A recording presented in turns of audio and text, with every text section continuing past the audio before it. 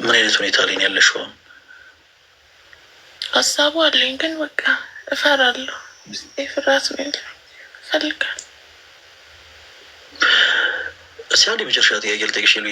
በጣም ስትጨነቂ፣ አሁን ባለሽበት ኮንዲሽን በጣም ስትጨነቂ፣ በጣም ሲከፋሽ፣ ስታለቅሺ፣ ብቻሽን ሊያው ማንም አባቢ በሌለበት ብቻሽን ስታለቅሺ፣ ስታዝኝ፣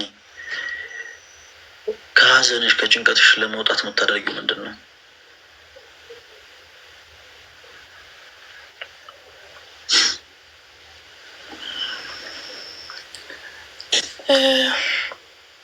በጣም ሲከፋኝ የቤተሰቦቼ መቃብር ጋር ሄጄ ማልቀስ ለምን እንስማናበት ነገር የለም።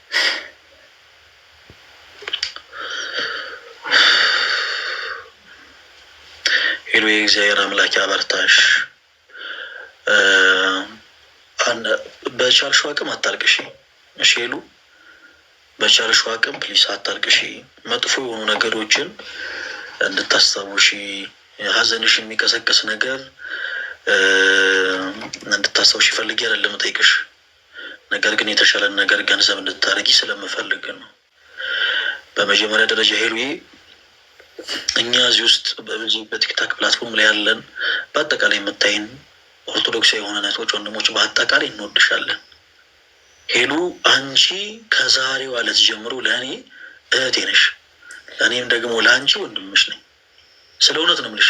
በማንኛውም አይነት ነገር ከአንቺ አጠገብ ልሆን፣ በየትኛውም አይነት ነገር ከአንቺ አጠገብ ልቆም እኔ ፈቃደኛ ነኝ፣ ከአንቺ ጎን ነኝ። ሌሎችም በጣም ብዙ ኦርቶዶክሲያን አሉ ገና በደንብ ያልተዋወቅሻቸው በጣም ብዙ። እነሱ ሁሉ ወንድሞች እህቶችሽ ናቸው።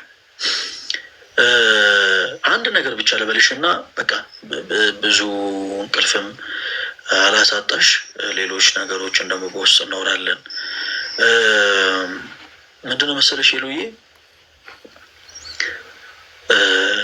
ከኃጢአት ድፋምነት አጥቦ ሊያነጻን የሚችለው ክርስቶስ ብቻ ነው። በቃ ይህን ነገር በልብሽ አኖሩ። ለምሳሌ አንድ በጭቃ ወይ በሆነ ነገር የሰውነት የቆሸሸ ሰው ታጥቦ ሊነጻ የሚችለው በውሃ ብቻ ነው።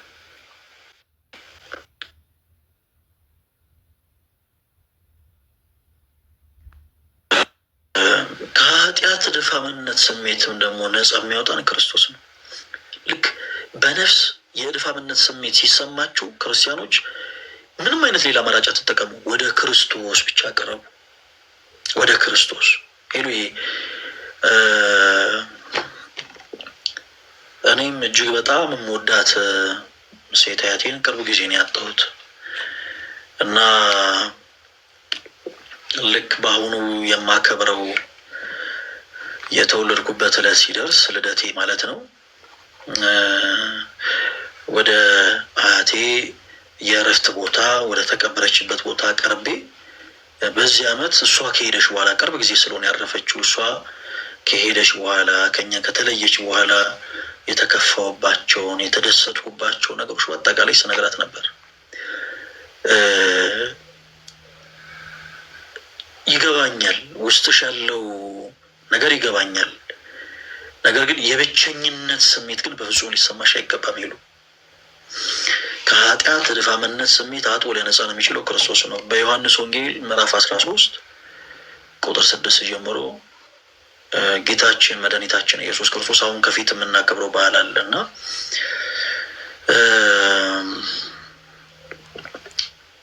ማበሻ ጨርቅ ወስዶ የሐዋርያትን እግር አጠበ እና ሲያጥብ ጴጥሮስ ጌታ ሆይ እኔንማ አታጥበኝም ብሎ ያው ለክርስቶስ እንደተናገረ የመጽሐፍ ቅዱሱ ክፍል ይናገራል።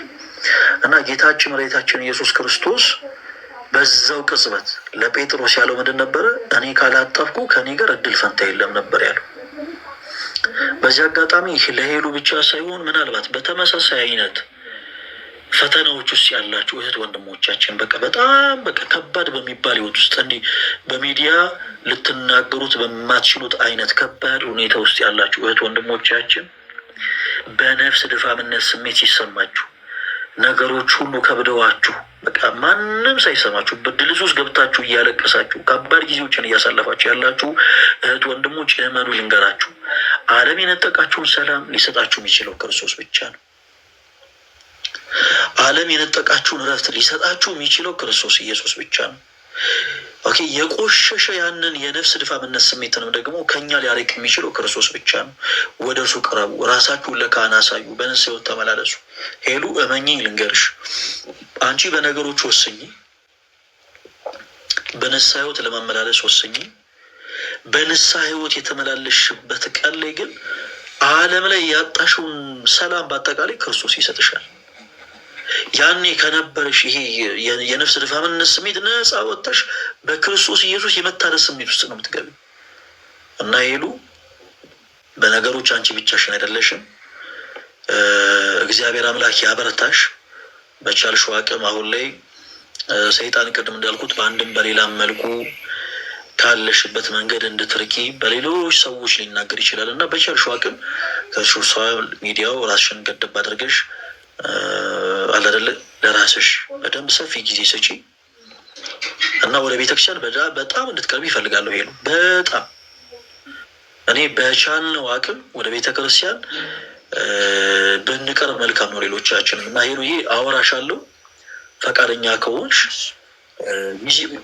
አሁን እንዲህ አይነት ነገሮች የግድ ነገ ይሆናሉ ማለት አይደሉም። እሺ ሄሉ በእነዚህ ነገር አላስጨነቅሽ፣ ምንም እንዳታስብ። ልክ አንድ ህፃን ልጅ ሲወለድ ከኛ እኩል በሁለት እግሩ መቆም እንደማይችል ሁሉ ሄሉ አንቺም በቃ በአንድ ጊዜ ነገ በቃ እንገናኝ ቤተክርስቲያን ምናምን ወዲያው ቆይ አባ ገሌን ላገናኝሽ ምናምን ብሎ ንስሐ መግባት ምናምን ላይሆን ይችላል፣ ጊዜ ሊወስድ ይችላል። ግን አንቺ ብቻ በቃ ከዚህ መንፈሳዊ ነገር አትራቂ። ወንድሞችን በማንኛውም አይነት ጉዳይ በማንኛውም አይነት ነገር ቃል የምገባው ነገር ምንድን ነው ሄሉ፣ አንቺ የተጨነቅሽባቸው የተቸገርሽባቸው ነገሮች ካሉ እኔን አማክሪኝ አለሁኝ። ስለ እውነት ነው የምልሽ፣ ምንም እንዳታስቢ። መግባት ያለብኝ ቀዳዳ ውስጥ ሁሉ ገብቼ እነዛን ነገሮች በአጠቃላይ ለማድረግ ቃል እገባልሻለሁ። አንቺ ብቻ ግን በርቺ። የሰው ወሬ ከዚህ በኋላ ቦታ እንደማሰጪ ተስፋ አደርጋለሁ። ቅድምም የማርያም ዘኔንን ታሪክ ያነሳ ነው ለዛ ነው። በርቺልን፣ በውስጥ እናወራለን። እንደ እግዚአብሔር መልካም ፈቃድ ሄሉዬ እግዚአብሔር ረድቶን ኦኬ በእመብርሃን ምልጃ እንግዲህ በቅዱሳኑ ደግሞ ተራዳይነት እግዚአብሔር ከፈቀደ ትላንትና አንድ ምኞቴን ስናገር ነበረ። ጆሲ ከፕሮቴስታንቲዝም እምነት ወጥቶ ወደ ቅዱስ ቤተክርስቲያን ተመልሶ ከኔ ጋር ነጠላ ለብሶ እንዲያስቀድስ ምኞቴ ነው ብያለሁ።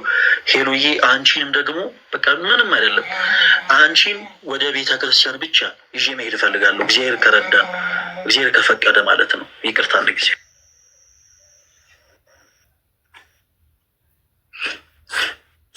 በጣም ይቅርታ እና የልቤ መሻት ነው። በውስጥ እናወራለን፣ አንዳንድ ነገሮችን እናስተካክላለን። የሚወስደውን ያክል ጊዜ ወስዶ ሄሉ ወደ ቤተ ክርስቲያን እንቀርባለን። ራስሽን ለካህን ታሳያለሽ። የናፈቀሽን መቅደስ ኦኬ፣ የናፈቀሽን ቅዳሴ፣ የናፈቀሽን ማህሌት ሁሉ የምትገለገይበት የክርስቶስ ኢየሱስ ልጅ ትሆኛለሽ። እና የማስቀምጣቸው መልእክቶች አንቺን ተመልከቻቸው፣ እናወራለን። በርቺ፣ ሁላችንም እንወድሻለን። ለሌሎቹ ምድል ልስጥ ታችላሉት። ኮሜንት ሴክሽን ላይ ፍቅራችሁን ገለጹላት ተወዳጆች። እሺ ሄሉ በጣም በጣም በጣም ነው ማመሰግነው። እና ደግሞ እውነት አክብረሽ እያንዳንዱ ሀሳቦችን በአጠቃላይ ስትመልሽልኝ ስለነበረ በጣም ነው ማመሰግነው። ጊዜ ያክብረልኝ። እሺ ሄሉ እኔም አመሰግናለሁ።